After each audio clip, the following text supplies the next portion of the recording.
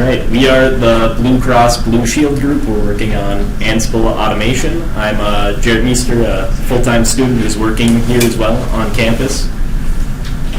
I'm Robert Henderson. I work at Lulzbot. They make 3D printers, and I'm a senior, going to graduate this May. I'm Monty Vanderlinde, also a full-time student, working here on campus, helping teaching students. And I'm Eric Myers. I work part-time with C.H. Robinson back in the cities, and I'm graduating this May. So server maintenance is a lot like pooping. If you're not doing it regularly, you're going to have some serious problems. And so at Blue Cross Blue Shield, they're required to update all their servers with the latest security patches within 10 days. This means they update all their servers once a week just so they make sure that they're on top of all that. They have a lot of servers, so it's really important that they have a process that does this automatically, otherwise they'd be spending a lot of man hours manually updating all these computers. And so right now they already have a system that does this, but they're paying a lot of money for it, and so they're looking to replace it with their own system to update these softwares or these servers. And that's what we're working on, the beginning of this new server update system. And so Monty will talk about how we're going to be doing that. All right. So a general kind of outline of the project is going to be involving two main steps.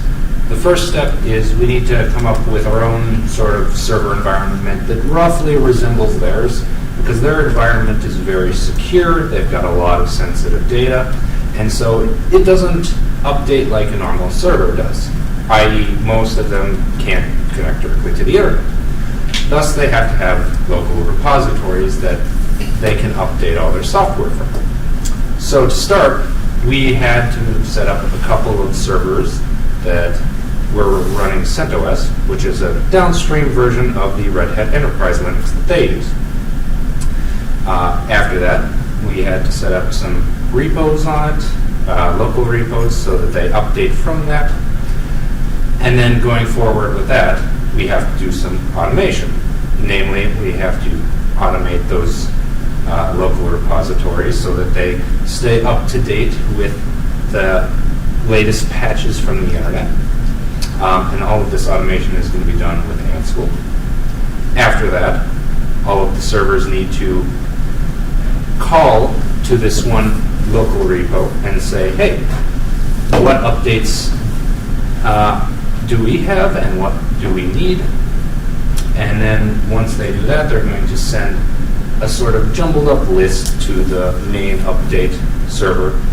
And from there, we got to parse that out using something called Jinja 2 to make it look a lot nicer and cleaner. And then the final step, we're going to use Ansible to email that out to the system admins. And we're not going to be doing any of the updates ourselves. That is entirely their responsibility around their 7-day schedule. We're just creating a report that says, okay, the servers have these updates. This is what they need. This is what our updates are going to be.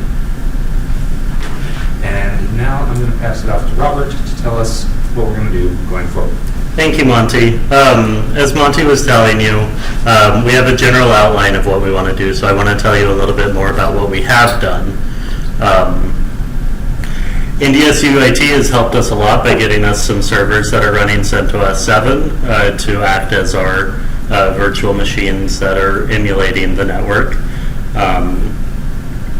We've had a couple of issues with those, though.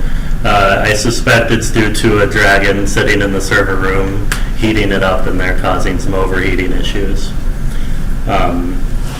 Our two servers communicate together with Ansible and SSH. The Ansible sends out the commands through playbooks, which are just a bunch of tasks that are then executed on the host machines.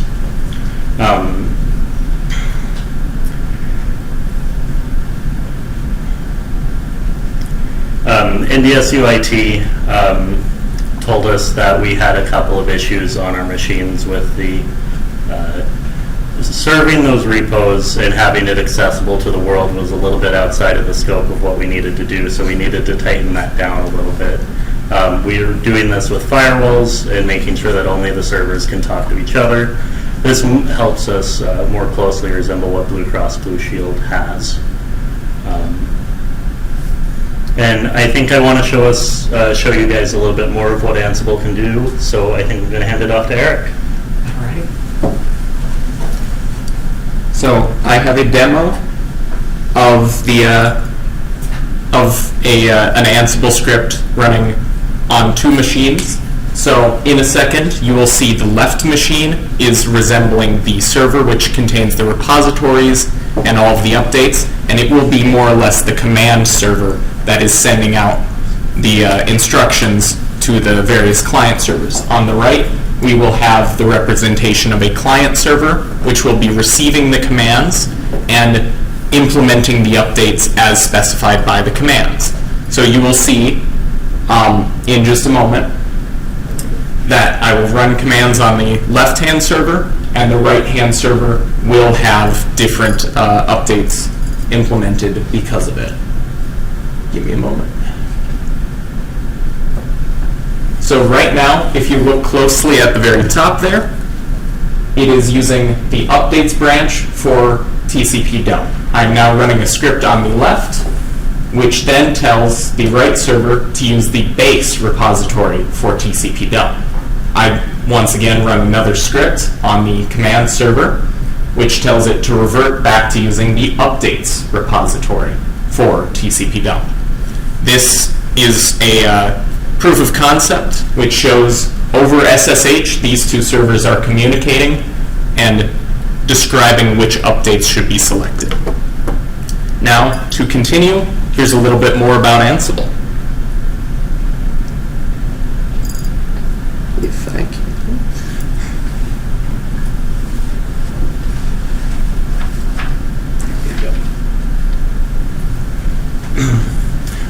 Continuing along our outline, we want to leverage a little bit more of what Ansible can do. To get us to our final goal, we need to create more playbooks. Because all of us are not as familiar with Ansible as we want to be, we're having a little bit of a learning curve getting there. But we're having fun.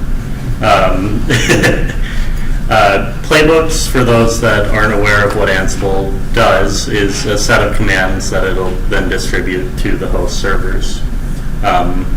Once the host servers execute those commands, they'll return output back to the central Ansible server, which we'll then use to we'll format that using Jinja 2 and then output our report through email.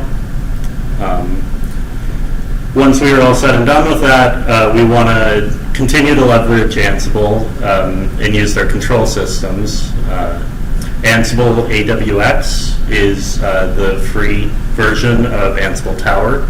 Ansible Tower is a GUI interface that controls and kind of is the GUI interface for the command line that you just saw.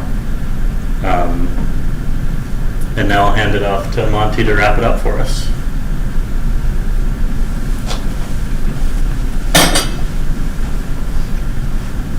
So, to end things off a bit, server updates are not super glamorous. They're not super showy like necessarily all the other projects you've been seeing recently. But ultimately, we still know that it's very important. In fact, almost all websites on the internet run on servers. And if server updates are not being done properly and regularly, we wouldn't have an internet as we know it today. So, we are very much enjoying our process of taking a look behind this update process, seeing what's involved in it.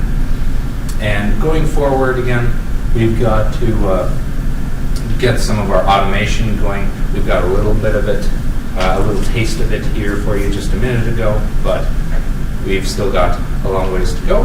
But we do expect to have a fully finished and beautiful product ready to be delivered by the end of the semester.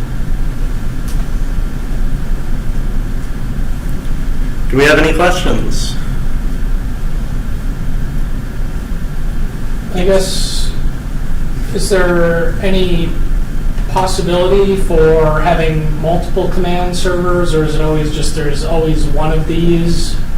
Or is there the potential where there could be several, possibly you need to, use more than one for redundancy in some form, or is it just, no, there's always one and...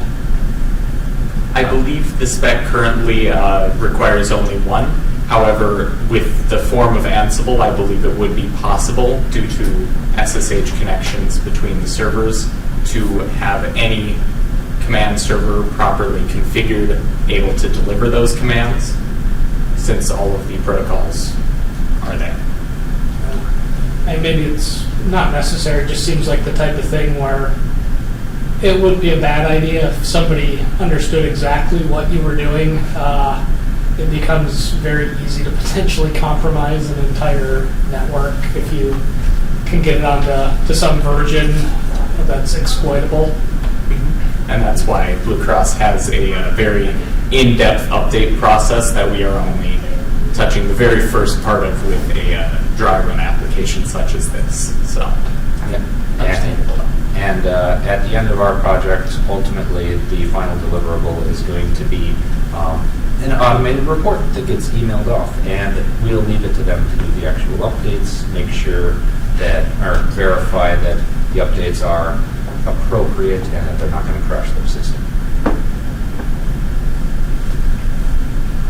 Are there any technical issues you're really worried about?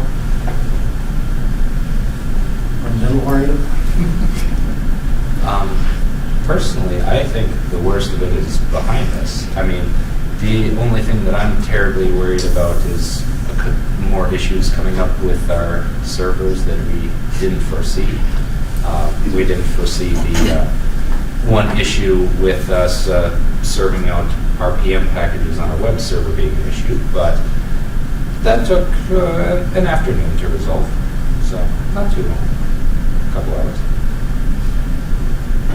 the biggest concern that I had personally was the depth of the new information that we are being exposed to, most specifically Ansible. None of us had touched it before, but we've had progress in making our proof of concept and progress in general towards the end goal of the project. And we found multiple resources online. We always have the backup resource of contacting our sponsor if we have any issues. So currently, not as much of a concern as it once was. Any other questions?